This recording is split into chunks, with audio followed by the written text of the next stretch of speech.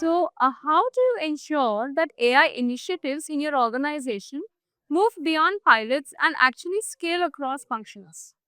I think we have seen this for a while now, right? Like many companies do a lot of pilot. I would say the biggest lever that is required to move from pilot to production is to make sure everyone in your team is AI literate, not just the people who are building it, right? Because there is a lot of hype around what AI can and can't do.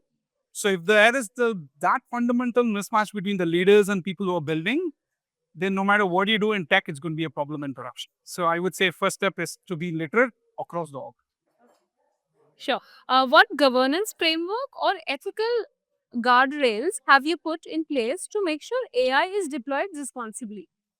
I think we are very passionately keep talking about, AI ethics for quite some time. I would say, when people think of guardrails, they think of, oh, you know what, this is going to be like my firewall of the past, where I will have one true guardrail for my org and everybody is going to be safe.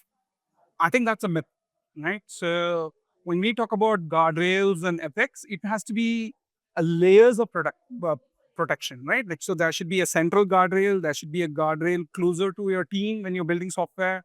There should be a guardrail closer to your tools when you're building the software as well. So it's just not one guardrail or one place where the ethics enforced. It's across the field. Okay. Where do you see the biggest gap today? Infrastructure, talent, or mindset when it comes to turning AI hype into business impact? Yeah, so these questions don't have a binary answer. So I would say across all, because if you think about it, if you want to get started with AI, you can't do it without infra, right? And like I said, to know what it can and can't do is a lot with, the literacy. So I would say it's all three, but it differs from the role, right? Like, so if you're an engineer, you need to know nth level of detail. If you're a leader, you need to know what is the art of possible.